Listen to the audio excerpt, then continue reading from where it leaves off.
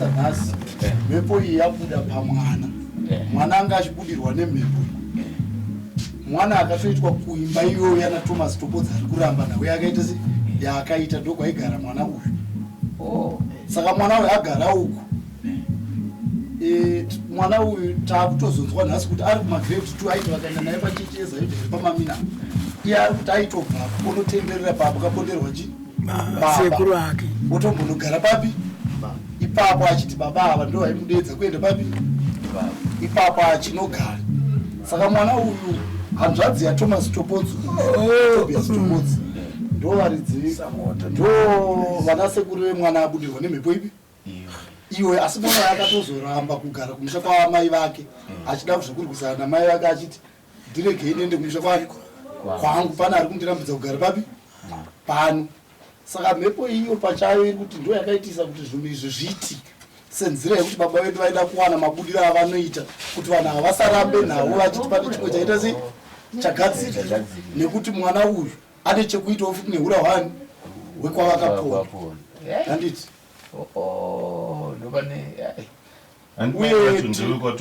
mai vacho ndewekwatopodzi ende tikatarisa nhau iyi nhasi uno ndofunga mava muchitaura nawe kuti musha uno wakawanda chi masoja handiti ndingape testimony like myself I had to join the Zimbabwe National Army not because I wanted to be a soldier inini baba wakashaya ndiri form 3 but ndakatonojoina army ndichifunga kuti ndinowana skill yekunoita se yekunoita revenge nekuti ndakaona kunge mapurisa nevanhu vakauraya baba wangu vasina kufamba chi zvakanaka. Unfortunately paunoenda kuarmy unonotichwa discipline ani mazvona saka in short I'm just saying nhasi mhepo yaita se nhasi mhepo iyi yataura vanhu ava vagone kuramba nekuti mai vemwana wayo vaitorambira nemwana wayo vachiramba kundipa mwana wani wangu vainaye indichiziva kuti mwana wayo pane zvaiitika munani mahali baba vemwana ende chinototirwadza munyaya iyi kusvika pari nhasi uno handiti nekuti zvese zvakaitika zvokuti ini ndazonowana mukadzi kwaTopodzi kwai kusada kwani kwangu imhepo iyo yaitondiudza kuti enda kumba kupi uku enda unodanana nemunhu uyu mhepo iyo ichitungamira mhepo iyo ikatosvika pakuti ndidzingwe kubasa ichititi enda unoita zvakati vakuru vekubasa vekwame vachiramba kuti ndiita se ndiende saka nhasi ndiri kufara kuti hondo yese yatairwa iyi handiti kunyange zvayo yakatenderera ikaenda nei kwayakaenda vakuru vebasa vakadzvanyirira kuti isu tisakwanise kuburitsa nyaya ichi pachena handiti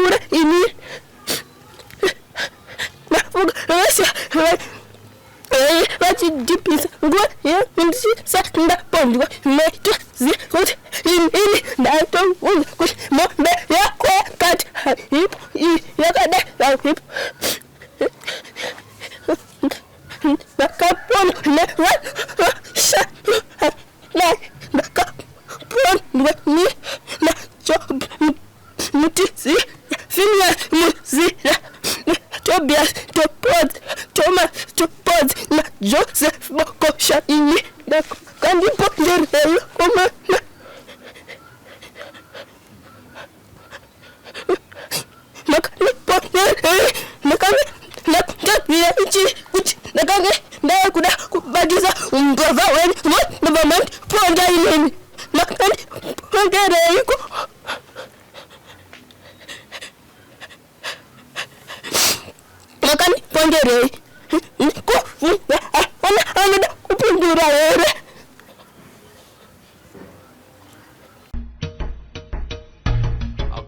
to Raphael Signs, where we transform your everyday moments into extraordinary memories with our bespoke mug printing services. Whether you are looking to immortalize a cherished photo, celebrate a special occasion, or promote your brand with a personal touch, our high-quality custom printed mugs are the perfect solution, which are ideal for gifts and corporate giveaways. Choose Raphael Signs for your mug printing needs. Call us now on the number on your screen for a free quotation, or visit us at 91 Livingstone Avenue, corner 8th Street, Shilo Building, Harare, Zimbabwe.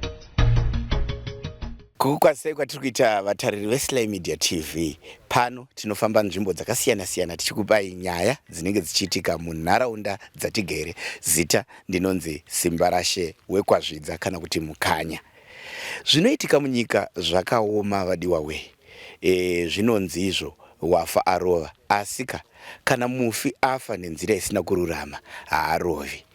Nhasi kuno tiri kumanhize kunzvimbo yaIshe Mushava, kwatauya isusu kuti tidonongodze nyaya yemushakabvu akashaya muna December 2020 1990. Nhasi uno tiri kumanhize kunzvimbo yaIshe Mushava kumamina, uko kwatauya kuzodonongodza nyaya yemushakabvu akashaya 30 years back, aakusvika pamuzukuru wake achitaura vanhu vakamuuraya uyezve kuti akafa sei nemuripo waari kuda kuti apiwe semushakabvu nekuuraiwa kwakaita. Mazita anotodonongodzwa mudare. Pandiri kufamba panapa ndiri kucrossa rwizi runonzi Manhize, zvinoreva kuti ndiri kumamina chaiko chaiko. Ndichitaura izvezvi ndakuenda kunokurukura nemhuri yakaparirwa mhosva iyi. Ndinzwewo zvakaitika kuti mushakabvu adzame kuti akaurayiwa sei, iyo mhuri yacho yakazvibata sei. Kwemakore ese aya, makore anodarika 30, chii chaiitika kumhuri iyi kuzosvika kuti mhepo iyi yakazobuda sei, uyezve chii chinenge chichiitika kumwanasikana uyu. Regai tinokurukura nemhuri iyi tinzwe zvizere zvakaitika. Baba, makadi zvenyu? Tinosimba makadi wenyu. No, tinofara. Ndinokumbira kuti muudze vatariri vakatitarisa izvezvi kuti imi ndimi ani uyezve mufi uyu vanonzi vaWillard Tinarwo Gunje angari chii chenyu? Ini ndinotaura ndiri pano ndini Steminete munin'ina waiye Willard Tinarwo Gunje, mufi uyu ane nyaya dzatiri kutaura nedzazvo pano nhasi. Aiwa, ndinotenda baba. Mushakabvu Willard Tinarwo Gunje vakashaya sei maziro enyu imimi semunin'ina? Zvakanaka. VaWillard Tinarwo Gunje ava ndo vanga vari supervisor wemadhibha enzvimbo yedu ino yeMhondorongezi. Saka nebasa ravaiita, mukufamba kwavaiita vaisanganidzana nezvakasiyana. Vamwe vachichengeta mombe dzisiri pamutemo, dzimwe ndedzekuba. Vaifamba vachinyatsoziva kuti mombe haisi yemudangamani mako. Saka zvadaro zvakazosvika zuva rekuti nyaya dzakunotaurwa kumapurisa. Handitika ava ndobva kuti uyu murume akachenjeresa anozotisungisa, asi stiri vakazosungwa vanhu vakamboiswa muchitokisi. Vaiswa muchitokisi saizvozvo, zuva iroro takazokadzika tanzwa kunzi mapurisa anga vaisa varume ava muchitokisi vavarilisa. Takuona mavaipai mutownship. Saka mukoma akatenga atobva kupi kupolisi mutownship zvake, achoti kana arigai mbunwani wangu zvangu ndikozodzokera kumusha. Asi zvakazomunetsa aona vanhu vaambosiya vari muchitokisi vakupi variliswa. Akati zvavari zvaka tatomai maenemies, inini zvondoita handichaenda kumusha. Chegari zvaonwire ndoenda paofisi pake yeveterinary yake ndonorara pane dzimba dzavo dzekurara. Saka pakusumuka kuti achienda kumba paive neopen ground space, ndingakuti space naika paopen space ipapa ava ndipo vakaona mukana wekumuteera. Ndomba vasikoponda mukoma wavo, ndomba vasivamisa muchigoronga. ndokuti kumba vaisa bhodhoro rehwahwa paari semunhu anomwa doro ainwa doro akafunga pamwe azvinonzi bhene zvaakaita nedoro pamwe akafa akadhakwa yeti ayewo azviona manje. Saka zvadaro apondwa overnight akati hatizivi kuti akachifema zvakadii mwari akaramba kutamba handikuti no. Vakazopfuura kuseni vakufambawo zvavo ndo vakazodii vakazoona kuti inga ndigunjewo munhu anga ari so popular area ino yese yatinogara isusu handitika mondorongezi yese zvayo vaimuziva kuti ndiainzi supervisor aiziva danga rega rega mombe nezita rake handitika. Saka vakavamumakirira pamusana pechitsotsi chavaita chokuba mombe dzisingaiswe mumatikiti dzimwe dzaizongotorwa kuno vamwe zvichikoronyera zviya zvokuba muzambafa zvadzinoita. Ivo vanhu ava vanga vagara vari munangire mumhosva idzi here dzekuba mombe vanga vachitozikanwa nakare? Vanhu ava especially ndingangoti semumwe wacho atombotaurwa aigara achitaurwa nezvekuba mombe ainzi Jobi Mutizira ndizvo ndosine mukai uyo akatenga ari so popular panyaya dzekuba nemumajeri aitomboenda achinodzoka tisingazivi matongerwo ainoitwa ikoko handitika. Saka hatina kuziva kuti isusu chakanyanya kutinetsa ndechekuti vanhu vamboiswa muchitokisi chii chakaitika kumapurisa ndozvoko muhomwe zvandakaona zvakatoitwa taakufungira kufunga kwedu ndizvozvo handitika kuti pakatoitwa shoko muhomwe vanhu vabatwa nebasa ravanoziva ndo zvavari vonzi voriliswa vozoita izvi handiti vaida kuti izvo nyaya yanga yaripotwa kumapurisa ichidzimika kana tamuuraya zvinowana kuziva kuti mwari ndiye ane revenge. Mwari azobudayo zvino patone makore akubuda pamuzukuru kuti vanhu vakandiuraya nemazita avo ndinofunga ndambotaura mumwe chete vana Muzira vana Topodzi vana Bokosha handitika iye ega ndiye aivaona asi zvino ari kubuda achitotaura kuti ndiningi naningi vari 5 saka hatisi ukadzi kana then tiri kutaura kuti pakupondwa kwavo varohwa kudai vazoshaya nyaya iyi kumapurisa yakafamba sei yekupondwa kwavo iyi orati yemombe tambosiya tombotara iyoyi kwavo varobwa kudaro vasiva vari dendefu naozinga vanje vasonzi vafaka vakatorwa vanzi vanzi St. Michael's. St. Michael's vanoti hazvigoni rikaiti vapfudze mberi tobvasika kuHarare hospital.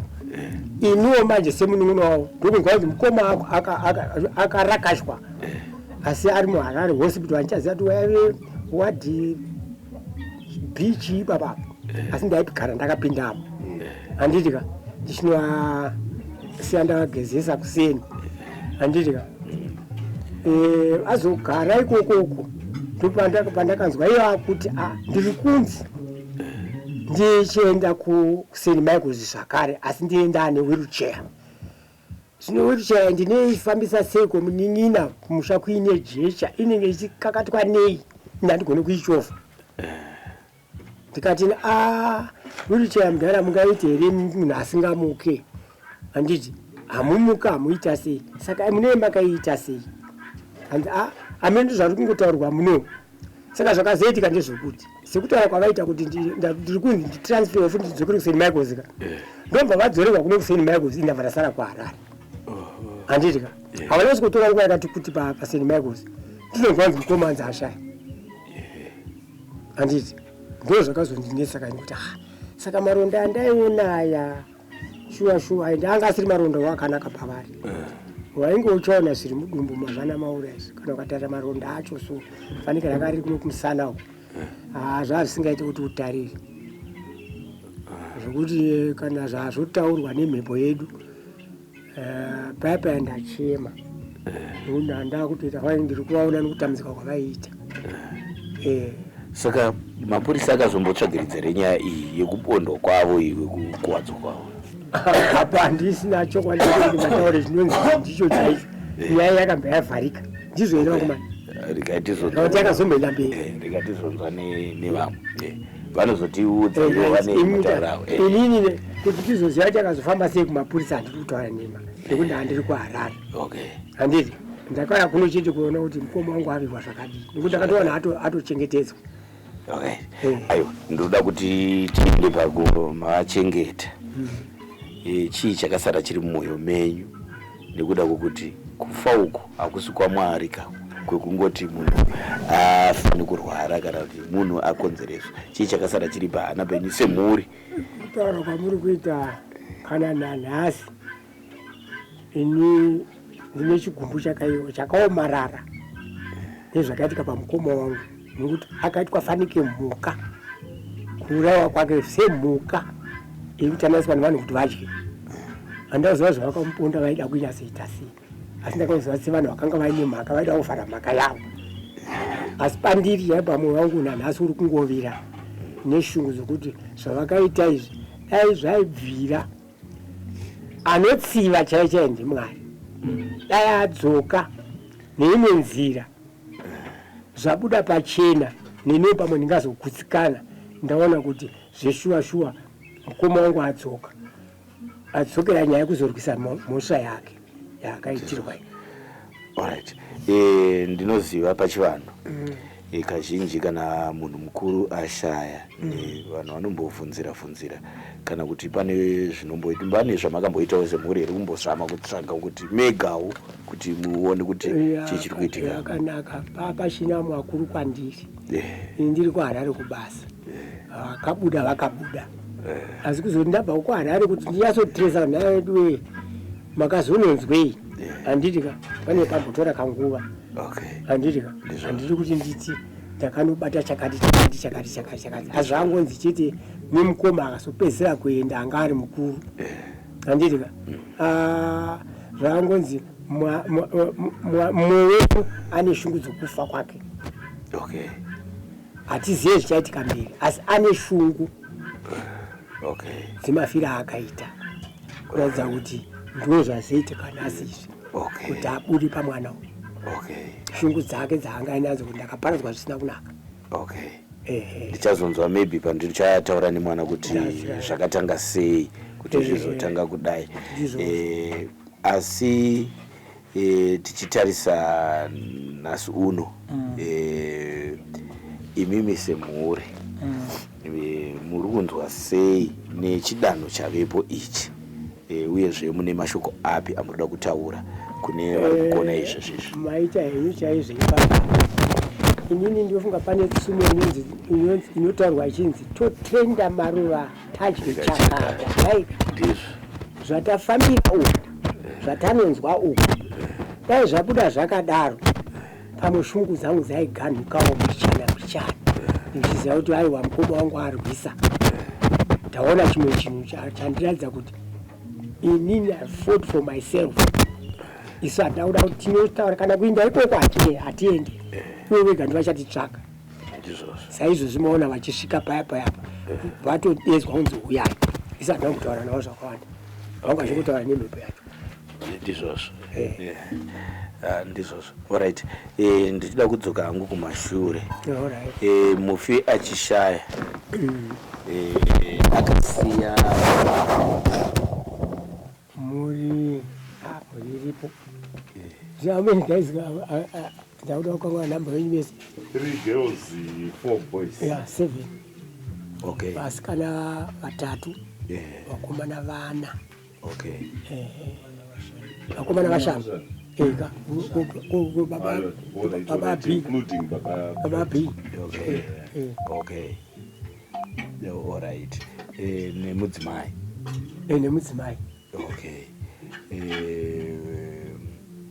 Imimi sababa ndoda kuti mungochitaurawo mashoko enyu nezviri kuitika izvezvi nezvapatave apa kuti nyaya yazosvika kwamambo kuti yakazosvika seiko kwamambo. Zvakanaka zamari aiwaka sezvo pakazi ava mukoma wangu azomuka kumukira kuti handingangorara mahara ndakaponderwa mahara here ambva abuda pamuzukuruka muzukuru uyu ndiye akonzeresa manje kuti zvese izvi zvichibuda pachena tinosvika kwese kumadzimambo handitika saka netsuwo tinotosununguka kuti aiwa matoita zvakanaka mukoma zvamabuda pachena muchitiratidza muchitiudza kuti ningi handiti hamuna kutsaudzira nhambo yenyamataura vanhu vatasangana navo hapana aramba uyo arambawo kutya kusungwa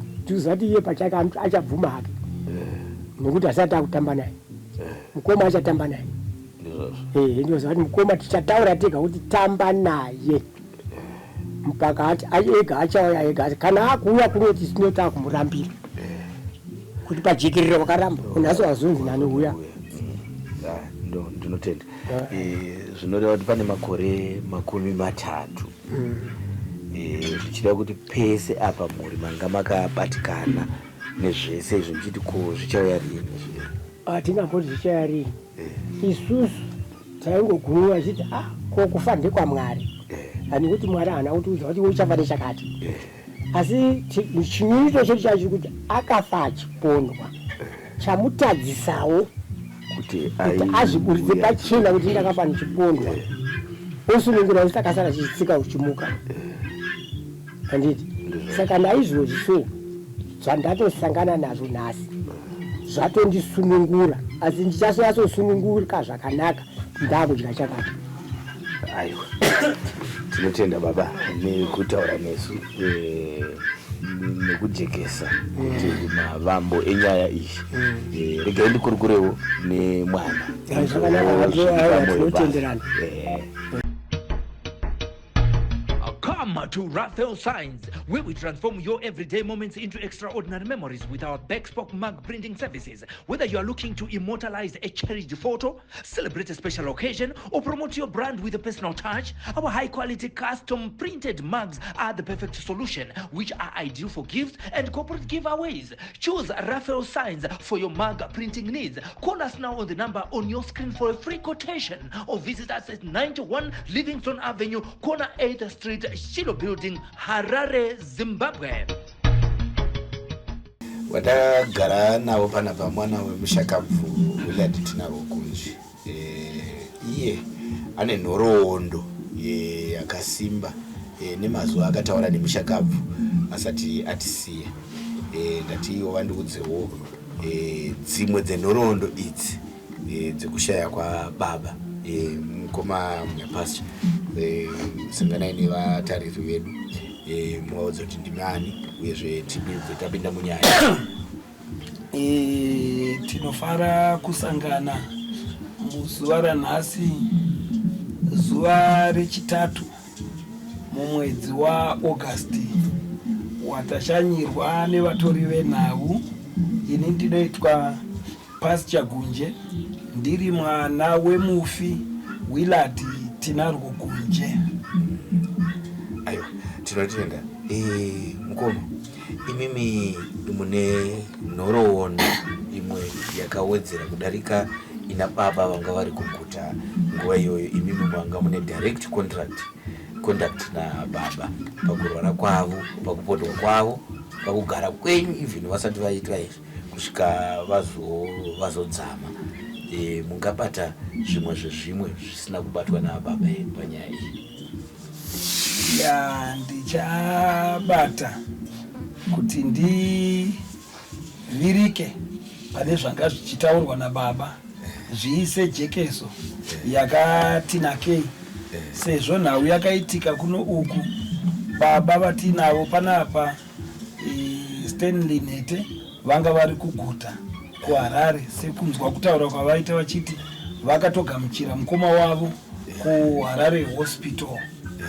Asi nhau yakaitika panhau yekufa kwababa ndeyekuti baba semunhu akanga achishanda kuveterinary, tingati tisati tawana kuzvitonga baba vanga vari supervisor wemadhipi, asi patazoita attain independence yedu 1980, baba vakazodhimotwa pachinzvimbo chavanga vari vakadzikisirwa pasi, vakazenge va a deep attendant, kureva kuti ivo vakanga vakushanda neaiitwa Vingirai anga ari veterinary officer paMamina. Saka nauya tiri kutaura nezvayo iya kusvitsa iwo kunoku nhasi inhau yakavambisa kwabiwa mombe ku area yeMamina kunonzi kwaZimindo, kunove baba kwavanga vari muDBC paZimindo deep tank. Kune vanhu vekwaMamombe, ndingatadze kurangarira zita remunhu chaiye akabirwa mombe iyi, asi anga ari munhu wekwaMamombe. Senemu yandiri kutaura yekuti Mamombe itori senemu yevanhu vakabirwa mombe. Saka vabirwa mombe, vanhu ava vakatorwa nemapurisa vaendeswa kukamba akanga akudiwa neruzivo, vakanga vaine mastock registers. Ndibaba mastock registers andinorevaya ndiwo aigara akarekodwa mombe zvaiwirirana nezviri pastock card, kuti mombe dziri pastock card namba iripo, uye kuti mombe ihadzi kana kuti inzombe zvaibuda pastock card nemustock register. Saka munhu akanga aine ruzivo rwezvinhu izvi ndibaba. Saka ndinorangarira musi wa12 December 1993 ndakasangana nababa vachibva pamba pemukoma wavo panga paine doro paShonhai Gunje rechivanhu. Baba ndakasangana navo pagedhi vachiti vari kuenda kwaMamina, kwavanga vadedzwa nemukuru wemapurisa pakamba yeMamina aiitwa Mugovera, kuti vazove witness, state witness panhau iyi, vachipa rondedzero yekuti zvaitaurwa nana Job Mutizira zvekuti vainge vachiine mombe pamatikiti yakanga iri nhau yechokwadi.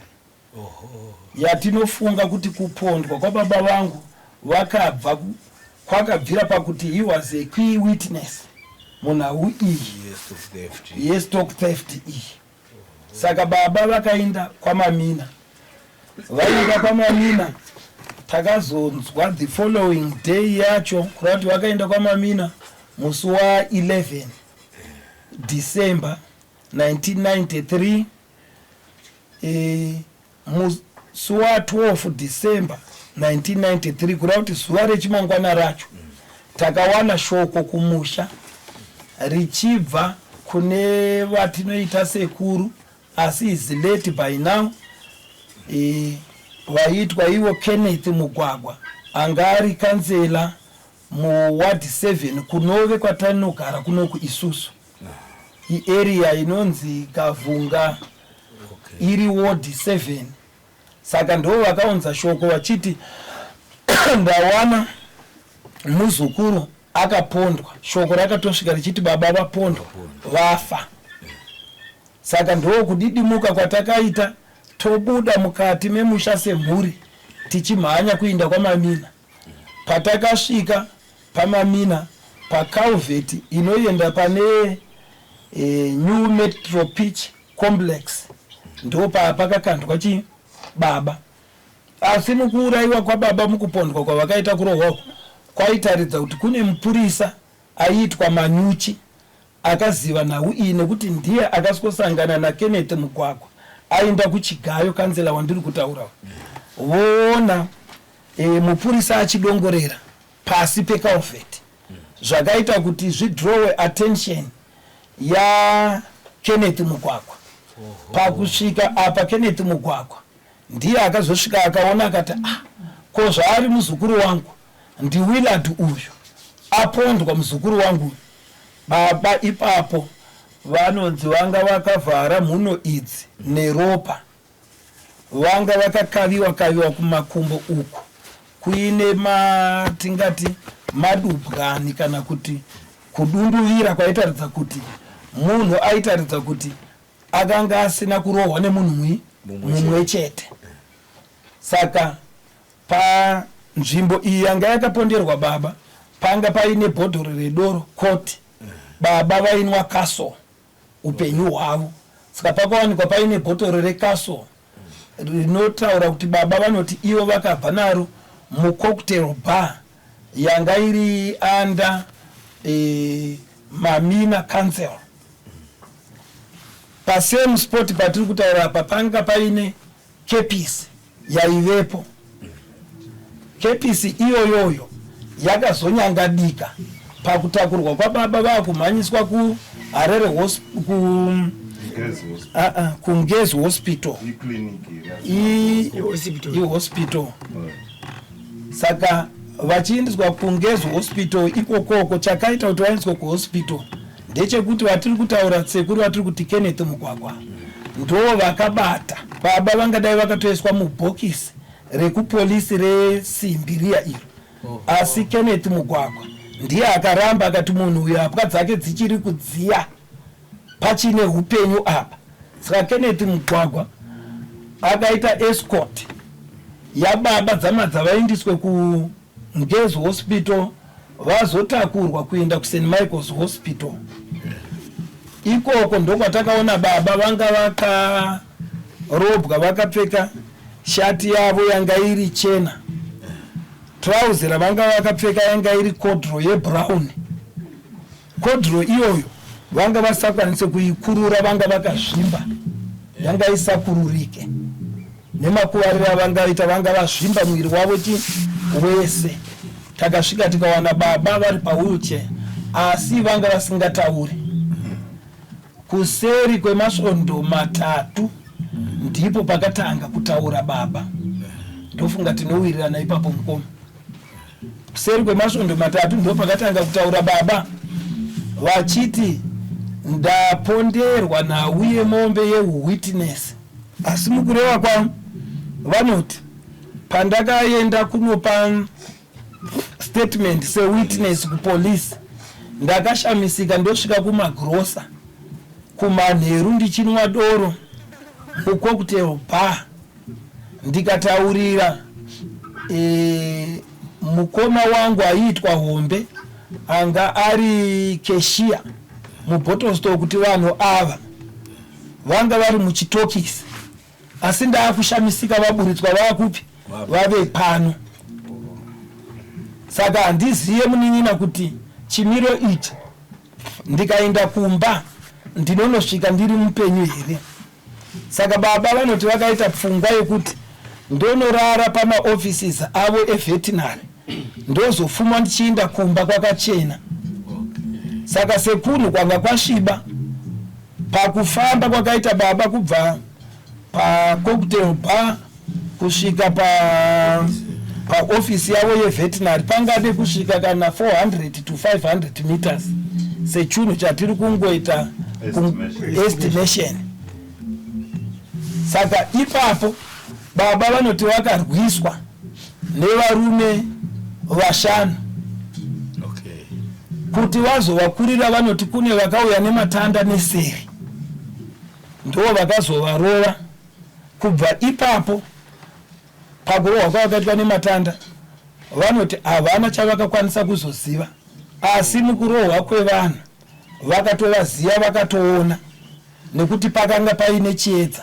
Izvi vakutaura vakukwanisa apa vakutaura vadzidziuka varikafa kuti inini handifunge kuti ndichadzokera kumusha ndichiri mupenyu, asi vanhu vandiponda torai bepa munyore.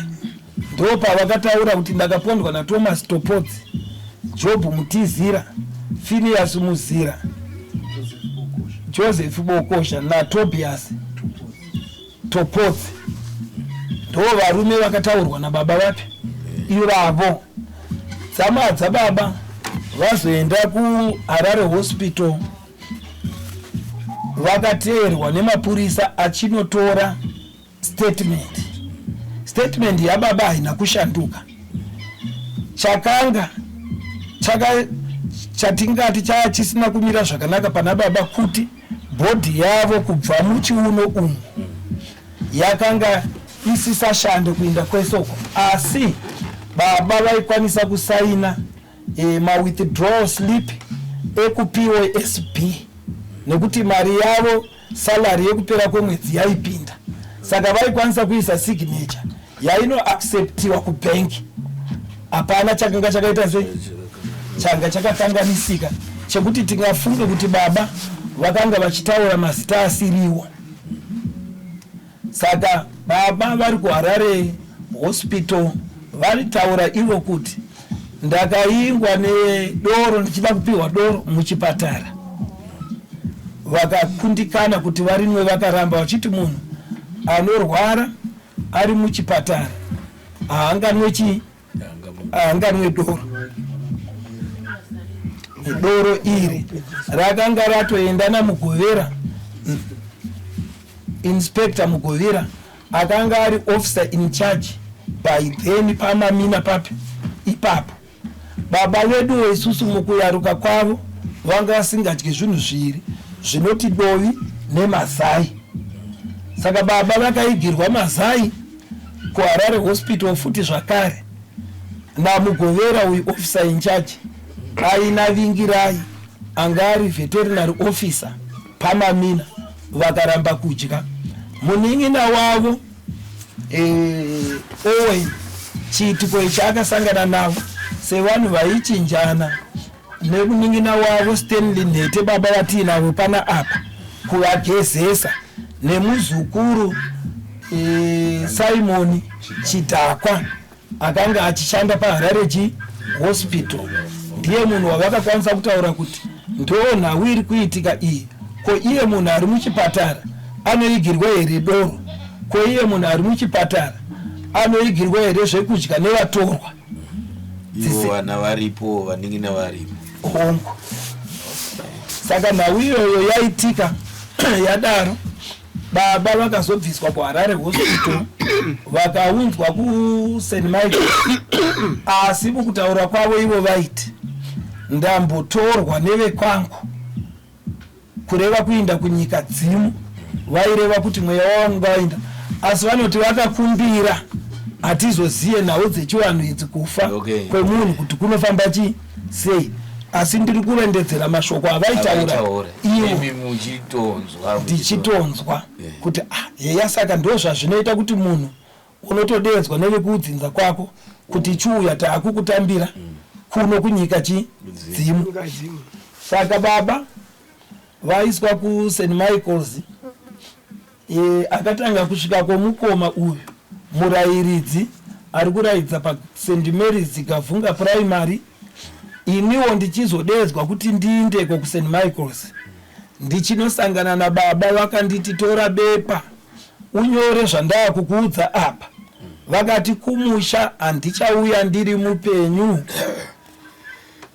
inini ndinofa. Asi vakadzokorodza mazita aya: Thomas Topodzi, Phineas Muzira semareveranda maita. Akadaro ari mashanu. Baba vedu vazofa vakauya vakaradzikwa kumusha uko. Asi kubva kuSt Michael's vakatakurwa nelori yekubasa kwavo kwavaishanda kuveterinary. Ndo vakavatakura nekofini samadza vasvike pamusha. Ndobobate muromo kwembichana. Mamwe ma-injuries angana baba besides kuzvimba makumbo anga akamira sei semimi vanhu maigara muchinovaona kwanzasi? Baba vaitaridza kuti ma-injuries anga ari pavari ronda rakanga riri pamusana ranga rakadzika zvakanyanyisisa.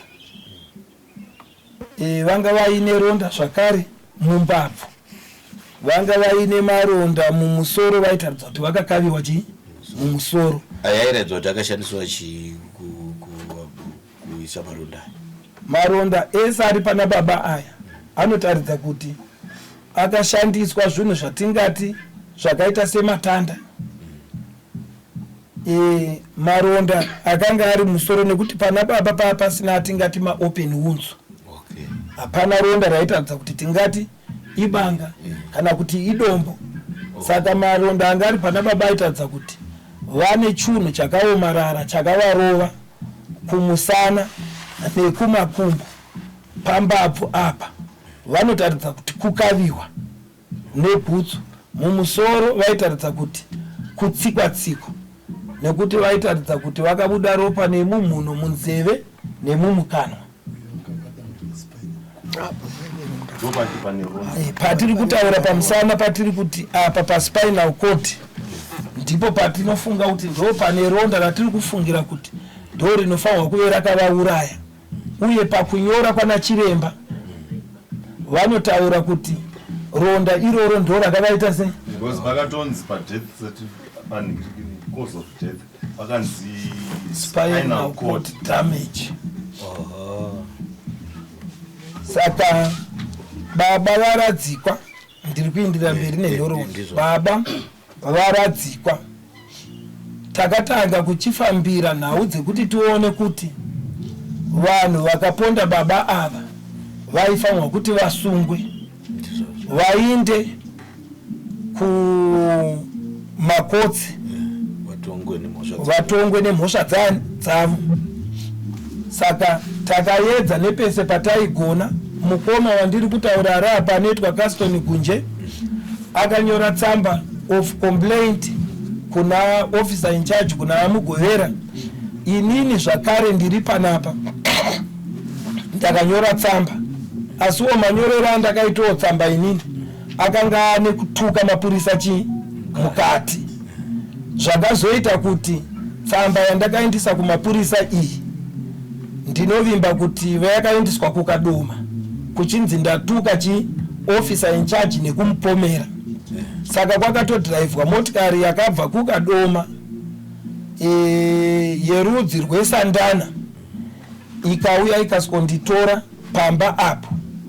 Ndakanga ndaramba ndichiti handikwire mumotikari iyi yemapurisa nekuti mapurisa ndo akauraya baba vangu. Saka neniwo ipapo ndanchangopedza ndine makore 3 ndapedza O level.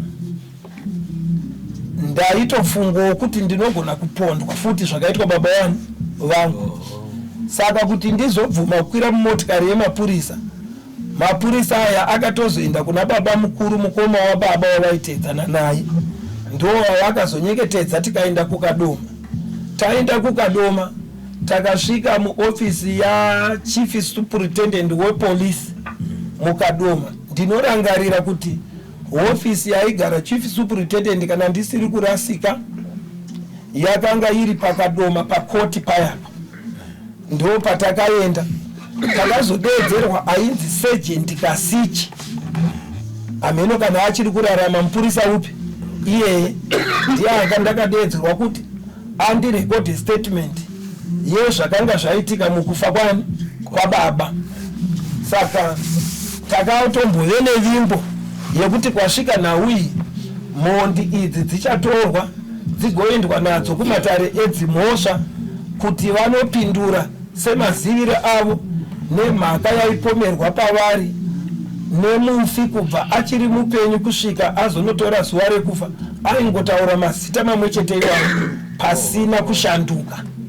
Zvekuti isusu takagutsikana kuti baba vedu vakapondwa nevanhu ava zvechokwadi. Asi inini nevamwe vangu ava takatora kuti mapurisa akanga ari mukati havana kuita nhau iyi nemazvo, nekuti mapurisa havasivo vatongi vedzimhosva, vanobata vanhu voindisa kumatare edzimhosva. Saka iyoyo process kana kuti chidanhiko ichocho hachina kutorwa chekuti vanhu ava vainde pamberi pedare vanopindura mhaka yavaipomerwa. Chakatozotishamisa ichocho ndechekuti baba vedu isusu vafa,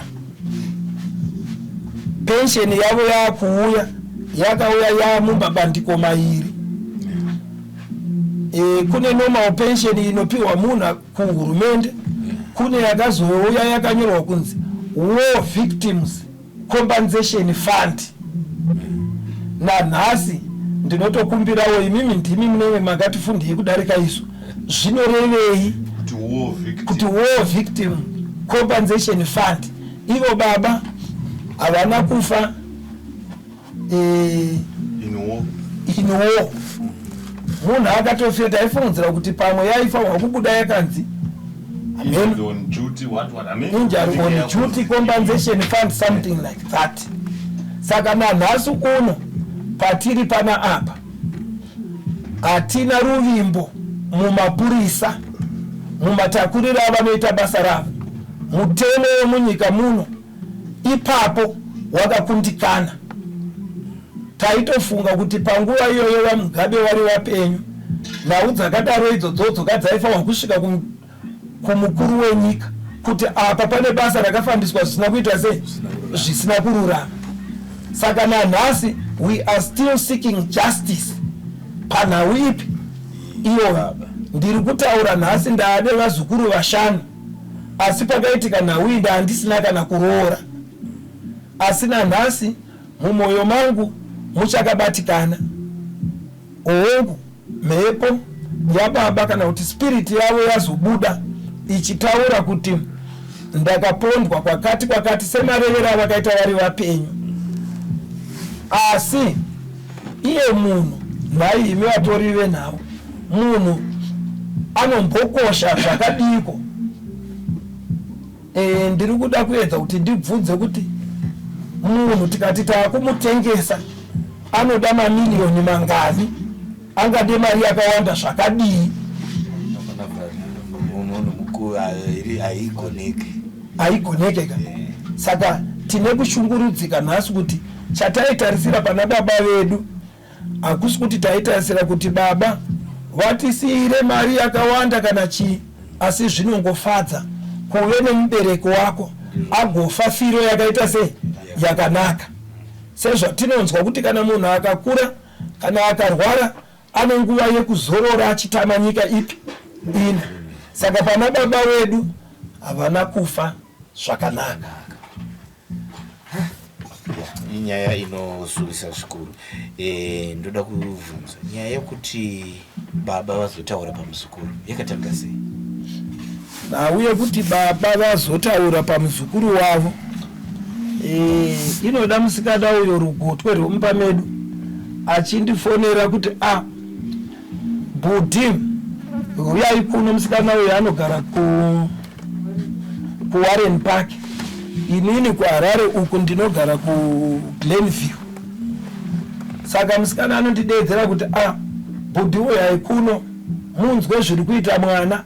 Ini ndinoti mwana aita sei zvikanza amene zvaari kutaura, asi inenge mhepo yababa iri kutaura, iri kuti ndakapondwa. Saka ndiri kuda kuti ndine zvandinoda kukurayirai vana vangu. Saka musi wekutanga handina kuenda, zvekuti musikana uyu akarara achidetsekana nemwana uyu, mwana achiti ndinoda kuenda kuna pasture, kana zita risiri pachitupa randinodedzwa naro rekuti Louis. Apa zita randakupaire kuti pasture ndo riri pachitupa. Saka tate hatingadedze tishande nemazita emadunhurirwa, regai tishande nezviri pachitupa. Asi vanondiziva, vanoziva vachiti Louis. Saka ndakazoenda tine munin'ina wedu wamaona anga aine motikari Hilux open track uko anoitwa Tinashe Nhete, tiri family imwe chete. Tese kuti Nhete nekuti Gunje kutaura chinhu chimwe chete, tingori vanhu vamwe chete. Nemera muri kuona tiri kuti vari pana apa ndibaba vedu ndo vakuru vasara mumusha, kureva kuti tiri chinhu chimwe chete. Saka ndaenda uko, vamukoma wangu ari apa uyu nemunin'ina wangu yari apa, nemukomana mumwe ari kuarmy uyo anoitwa Tafadzwa, Blessing uyo, Caston, Fadzai, pakave naByron naDebra naKundai. Tirisu takazoenda kuWarren Park kumba kwehanzvadzi yangu iyo. Tasvikako taikakavadzana. Munoziva musha zvaunoita, ukazvarwawo vanhu vanenge vakaenda kuchikoro, umwe ana achiti handingabatirwe, mumwe achiti handingabatirwe, mumwe achiti zvauri kutaura zvisirizvo. Saka izvozvo ndo zvinove zvakavambwa, zvakatanga kurambwa nemhepo chinzi siyai kuita rusha. Handina kukudedzerai kuti muzoita rusha, ndakudedzerai kuti muzoteerera nhau yangu yandakudanirai pano. Ndakapondwa sekureva kwandakaita, asi vanhu aya makore ese kuti tisvike makore 30 vanga vakanditsipika, asi ndazobuda pachizukuru kadzi changu ichi kuti ndireve nhuna dzangu. Saka zvandinoda kuti muite, ndinoda kuti munditakure muinde neni kuna mambo wangu, kuna mambo Mushava. Ndokwandiri kuda kunovambisira nhau yangu kupi ikoko. Ndinoda kuti mudeedze mapurisa. Ipapa mhepo iyi yakatitaurira ichiti mugovera uyo mupenyu, mutsvagei. Ndinoda kuti mugovera auya apa ndimubvunze kuti nhaye mugovera, zvandakanyora pastatement inini, zvandaitaura muchinyora pastatement nezvamakazonoisa padhoketi ndizvo here zvandakataura. Vanhu ava vakachinja zvandakanyora padhoketi, vakanyora kuti munhu afa nekudhakwa. Mundakatoona akanyora kuti seemingly drunk, but ariye angadedza munhu akanomureleasa late. Anditi mufi uyo akatopiwa warning drunk. Anditi kuzika papa neevidence dzemabhiya vanga vakagadzika ipapo. Unfortunately, unoziva panoitika paunopara mhosva panotongosara a certain mark. Kepi ya Thomas Topodzi yakadonhera ipapo yered, nobva vakangoisiya iri pasini, but vakazongoidi futi yakazobvisa ndiringirai IPS nomazvona. Saka tazoenda taenda mhepo ichiti monditakura moenda neni kuna mambo wangu, yaiti munoenda nekumapurisa. Chandiri kuda mugovera ndikuda kumubvunza tichipindurana. Ikati munobva maenda neni kuna mambo Murambwa, nekuti kuna mambo Murambwa ndo kune vanhu vakandiponda. Saka ndoda kuti muridzi dziunganidzwe ndireve, kana ndataura mafira andakaita, kana varamba ima ndina wandinoda kuti murwe naye. Asi ndaakupedza mhuri idzi nekuti ndauya ndabatana nevarwi vekudzinza kwangu. Ndine makore ndichichema kupondwa kwandakaitwa, ndichichema simba. Saka verudzi rwangu vabvuma manje kuchibatana neni kunorwisa mhaka ipi iyo. Ndokuona nhasi nhau iyo yazosvika kwamambo, muchiona dzimwe mhuri dzichibvuma kuti chokwadi nhau idzi takadziita se takadzinzwa, kunyange tisirisu takapara mhosva dzipi idzodzo. Vamwe vatotaura kuti hatisi kukadzika kuti mafambiro aita munhu vanhu vavo ndovakaita sezvozvo.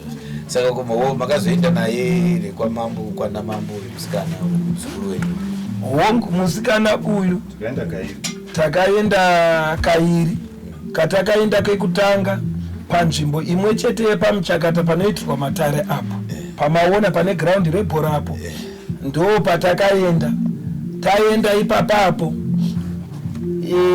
vanhu vakamboedza kuti ko dai zvataurika, dai zvadii. Saka kusvika mhepo iya yakauya yega, ndombva yareva sekurevera kwaita nhasi ichitaura kuti iwewe mambo Mushava, ndiwewe ropa rangu, ndauya kuzoreva nhuna dzangu. Ndiri kuda kuti nhau iyi ichigadziriswa mudeedze mhuri idzi. Mambo weMushava nevakuru vaivepo vaisanganisira vana Mabhiza, vana baba Marunguzike, vana baba Nhete, baba Owen Nhete, baba Patson Nhete, baba William Nhete, Eddington Nhete, Edward Nhete, vana Terera Igunje, vana Lazarus Gunje, vana Tafadzwa nehanzvadzi dzedu Debura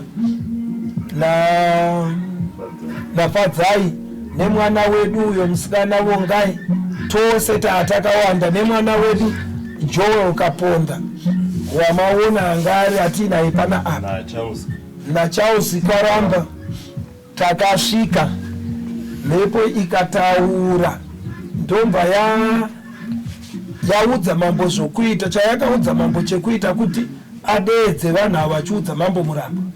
Saka mambo Mushava vakati hatichadye manonoko, regai tifonere mambo Murambwa. Mambo Murambwa vakamva afonerwa, akadaira achiti nhau haingatabirwe kudunhu kwangu, kwete musumuvi imi ndimi muridzi weivhu, zvinoreva kuti watiri kuti Mambo Murambwa uyu munhu akagadzwa mudunhu raMambo Mushava, saka hasiye muombereri wevhu ripi irori. Saka akati nhau inotambirwa kwakabva neushe kuna Mambo Mushava, ndiko kuzoona Mambo Murambwa ouya, Mambo Nyika ouya, Mambo Mushava achiti tinotsvaga transparency mukati menhau iyi, chisaite kunge chigadzirwa chiregedzai ndidedzowo mamwe madzimambo, tionesane nhau ipi iyoyo. Ndokuona madzishe ayo achiuya, chinove chinhu isusu chatifadza kuti madzishe aya haana kukakavara, asi pakamboitika chiitiko chekuti mambo aiti ane nhau dzanga dzamugumbura, akanga ati haachakwanisa kuita nyaya dzipi, svondo yapfuura achiti haachakwanisa kuita nyaya dzipi idzodzo. Saka mhepo iyoyo yakabuda ikati ndiperekedzei ndiinde kwamambo. Mambo akanzi zvandiri kukutaurira nezvawaita izvi, ukasadedza vanhu vawadzorera ava, ndiri kuuya kuzorwa newe, ndinokusiya waamarengenya waamvemve unochererwa pasi. Ndokuzotya kwaita Mambo Mushava. Mambo Mushava angati nhau iyi yoitwa iri svondo, mhepo ikaramba ikati nhau iyi inoitwa chiri chitatu, ndokuzoona nhau iyi ichiitwa nhasi. Inyaya yakaoma, inyaya inosuwisa chose. Imimi semhuri nguva yese zvanga zvakakubatai sei nakuda feeling yenyu imimi mashekero akaita baba kusvika pazvasvika iko zvino? Ya mukushaika kwakaita baba vedu kusvika pari nhasi ndo patiri kutombotiwo tinenge tatisunungukei, asi chunhu changa chakatibata tichiti ko ivo baba zvavanotaura kuti vakafa vachipondwa, isu tikatenda kuti baba wedu vakafa vachipondwa, ko seiko vasiri kupfuka? Saka chunhu changa chakatibata zvikuru, tichiti murume mukuru haararese pwere, anomuka achireva mhaka dzake. Chunhu chatakatarisira kuti kupfuka kwababa ngakuitike isusu tiri vapenyu. Saka tanga takabatikana zvakanyanyisisa, uye nanhasi tichakabatikana. Chakatibata inhau yematakurirwo anoitwa nhau nemapurisa munyika muno umu. Hatisina ruvimbo rwakanyanya nemapurisa. Mapurisa emuno umu hongu tingataure zveuori nhasi, asi chatoita sekuti inhau yatongogara yamunyika iyi yekuti mapurisa ari corrupt. Saka hamene kuti rudzi rwemapurisa aya rungashandurwe sei kana mashandire avo vave vanhu vanoshanda vasingatarise vasingatambire chioko muhomwe, vave vanhu vanoita basa ravakapinzirwa chairo nehurumende nemutemo wenyika. Constitution inoti mapurisa anofanirwa kuita basa iri kunge vanhu vapara mhosva vasina kwavakarerekera, vachisumudza nhau dzichiinda kumatare edzimhosva. Saka tine chigumbu nemapurisa, kuti mapurisa chaiwo matakuriro avo basa. Pane nhoroondo yepakembi pedu pamamina ekusafambiswa kwebasa zvakanaka mukati mematunhu, tingadzisanganise rekaitimire neimwe chete. Plus panongori nehistory yekuti macrimes kana emombe, that's why mondorongezi iri pamusoro, muzvitsvage pastop theft izvozvo iri pamusoro. Munofunga kuti chii chinoda inyaya yekuti mapurisa anenge aine syndicate dzavo, but I cannot mukazoniti substantiate handiti pamwe ndinotadza, asi zviriko ndizvo. Ini ndakaenda pamupurisa ndanyora tsamba kuCatholic Peace and Justice ndichitaura nemupurisa. Fungai kuti mupurisa rudzi ndaperekedzwa ne1T9 ondibvunza kuti uyu chii chako, ndoti shamwari yangu, haisi shamwari yako. Ini ndauya naye munhu ndaperekedzana naye distance iri over 10 kilometers tichifambira ishu iyoyo tichishanda pabasa rimwe chete. Anga kutondiparadzanisa nemunhu wandauya naye ariye kuti prime munhu watototi prime ndiye anga akadi. I think he is the one aka orchestrated anga ari mukati pane nhau yandanga ndasirira nhau yandanga ndasirira ndeyekuti kushaya kwakaita baba ini ndakazodedzwa kuveterinary kuti ndiite replacement yababa, saka ndakatomboshandawo kuveterinary for 8 years asi ndichangopinda kubasa kwababa uku. Akanga ari veterinary officer uyo aitwa Vingirai akanditi mabhuku aishandiswa nababa vanofanirwa kuva vakasiya mari. Saka Vingirai uyo akandipa $10, munoziva ma$10 ekuma94 anga ari matsvuku acho. Akandipa mari yayi only to discover after some years kuti kwaitowo kutotandirira mweya wababa waitorwisana naVingirai achiudzosa kwandiri. Through that man. What happened? What was the effect? Yeah, effect yacho ndeyekuti munhu anenge achienda achinopfuka. Inini pakutambira kwandakaita Maria ndakangotorera semwana anga achiri mudiki. Ndakangotorera kuti zvechokwadi pamwe baba wangu sinzi vaishandisa mabhuku ava ndo vakasiya mari. Asi kubva ipapapo ndakaenda kunwa doro, ndakakura ndisinganwe doro. Ndakaenda kunwa doro ndichidhakwa zvimwe zvisinganzwisisike zvekuti upenyu hwangu hwakatozoshanduka ndasiya kunwa doro ndaakunamata. But it was effect yemaripi iyoyo yaitaridza kuti mweya wababa kwawakaenda kunorwiswa wakanga uchitodzoswa kwandiri. Saka zvakaita sokuti ndagadzikwa mhepo ipi iya. Saka tikatarisa period yekuti it's now 30 years ndopa kuzobuda zvinhu vanhu vanga vachitoshandisa mishonga yekuti munhu uyu asawane simba rekumuka. Tirikuta nyaya yechivanhu kana tiri kumutemo wedu conventional zviteerereki. Ndosaka takazoti maybe kwatakamhanya nako ndiri kutoti mweya ndowakatitume mhepo iyi ndo yakatitungamirira kuti chifamba imakadai. Plus the other thing ndechekuti tikatarisa nhasi mhepo iyi yabuda pamwana. Mwana anga achibudirwa nemhepo. Mwana akatoitwa kuimba iyoyo yana Thomas Topodza ari kuramba nawe yakaita yaakaita ndokwaigara mwana uyu. Saka mwana uyu agara uku. Mwana uyu taakutozonzwa nhasi kuti ari kumagrade 2 aiti vakaenda naye pachecheza pamamina. Iye ari kuti aitobva unotenderera baba kaponderwa sekuru ake otombonogara papi ipapo achiti baba ava ndo vaimudedza kuenda papi ipapo achinogara. Saka mwana uyu hanzvadzi yaThomas Topodzi Tobias Topodzi ndo varidzivisa ndo vanasekuru vemwana abudirwa nemhepo ipi iwe. Asi mwana akatozoramba kugara kumusha kwamai vake achida kuzvokurwisana namai vake achiti ndiregei ndiende kumusha kwangu pana ari kundirambidza kugara papi pano. Saka mhepo iyo pachayo iri kuti ndo yakaitisa kuti zvinhu izvi zviitike senzira yekuti baba vedu vaida kuwana mabudiro avanoita kuti vanhu ava vasarambe navo vachiti pane chimwe chaita sei chagadzirira nekuti mwana uyu ane chekuitawo futi neurahwani hwekwavakapona. Handiti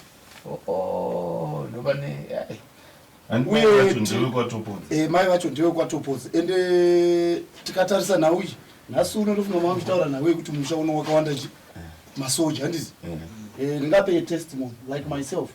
I had to join the Zimbabwe National Army not because I wanted to be a soldier.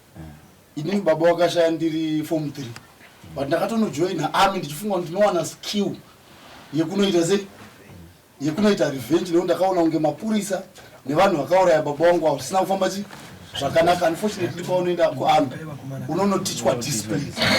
aiwa ndokuti discipline ese ani mazvona.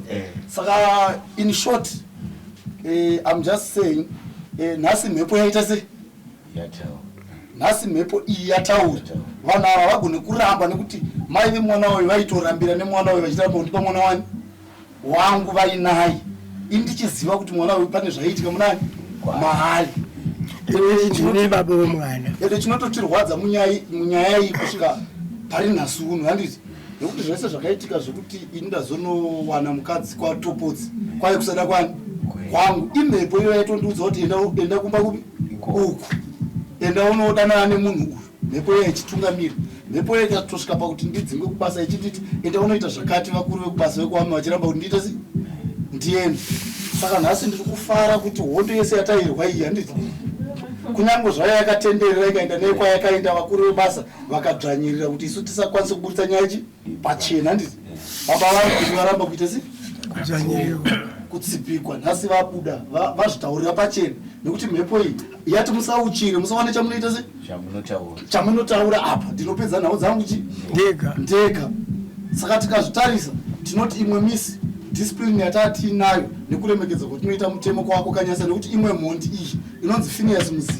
yakazofa ichizvurai taitonamata naye pamasuwo mamwe chete tichitorana naye mujira rimwe chete tichitodya naye zvinoratidza kuti isusu tiri manonzi malaw abiding what citizens nekuti we could have taken the law into our own hands but we decided not to do that way isu tikati munhu haapfukirwa anozviita se ende nekuda kuti isu hatisindikira tamushoaa tichiti tipei mombe ndizvo kuti takamboratidza shumo ini nemuzukuru wangu umwe anonzi Martin Rwafa tabva kuDRC tika-approacha some of these guys tikavati no iwe Phineas Muzira tinoda kukusungira dombo tikukande mudziva asi hatisikuda kuti utidzokere nekuti iwewe chawafira uri kuchiita se iwewe tinoda kukuurayira kuti wakauraya baba vangu vedu akamudza kuti tinoda kukuuraya nekuti wakauraya chi sekuru vangu unfortunately izvozvo hazvina kuzobudikira hatina kuzozviita takazozvidzora tichiti aiwa tikadai nesu tatozviparira chi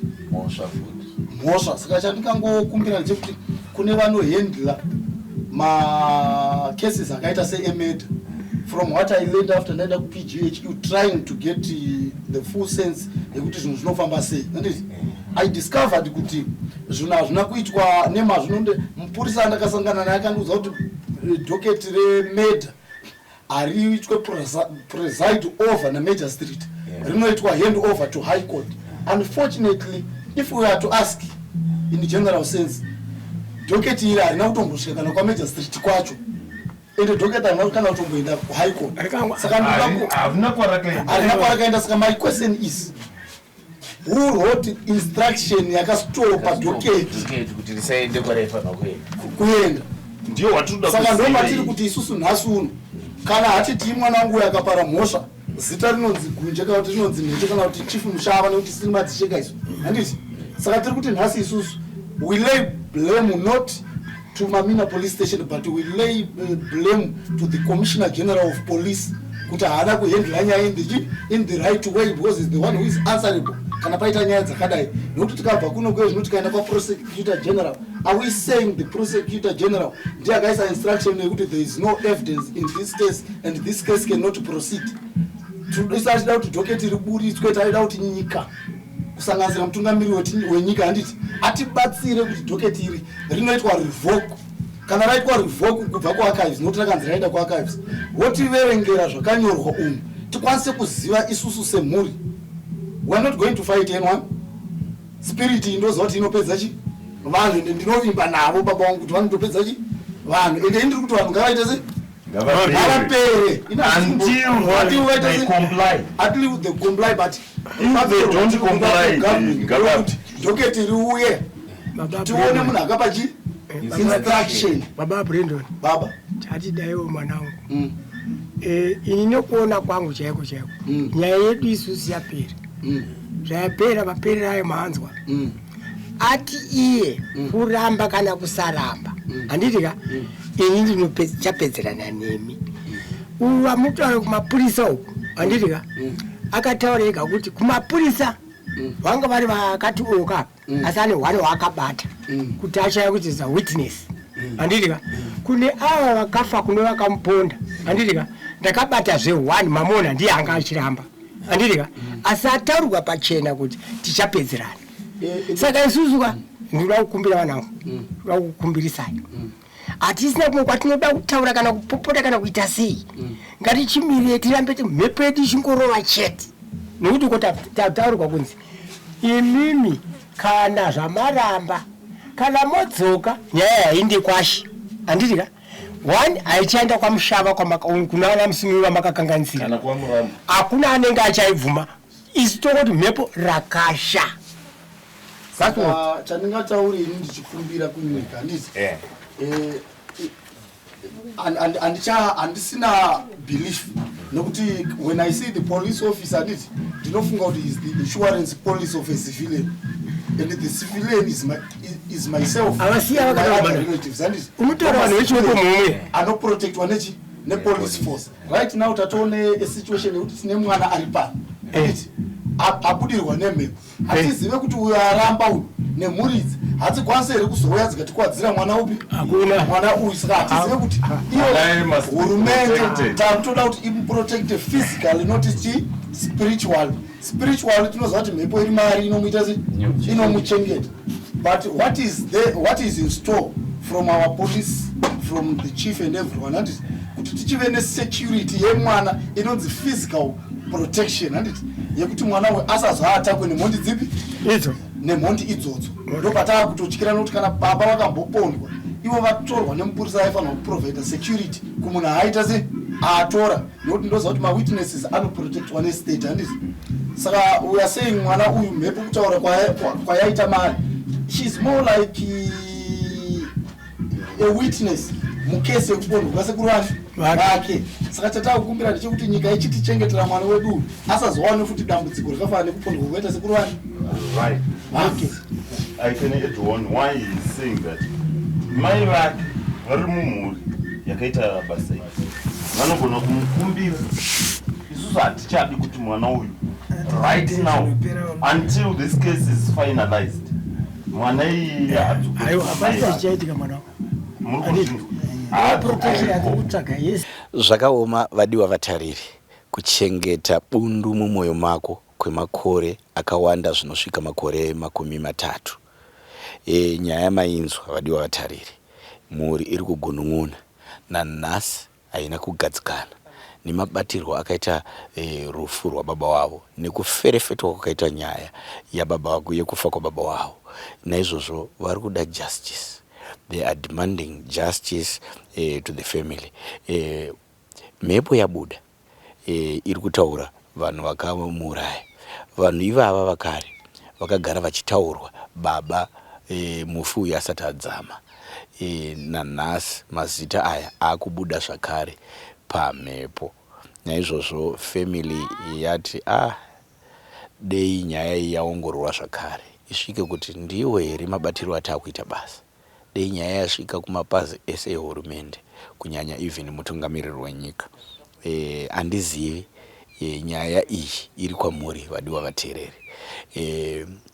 Kufuka kana kuwarira ndio nyaya yatata kubatirai.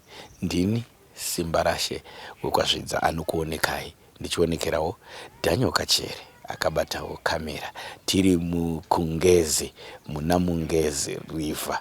Ndinoti sarai tisangane mune zvimwe zvirongwa.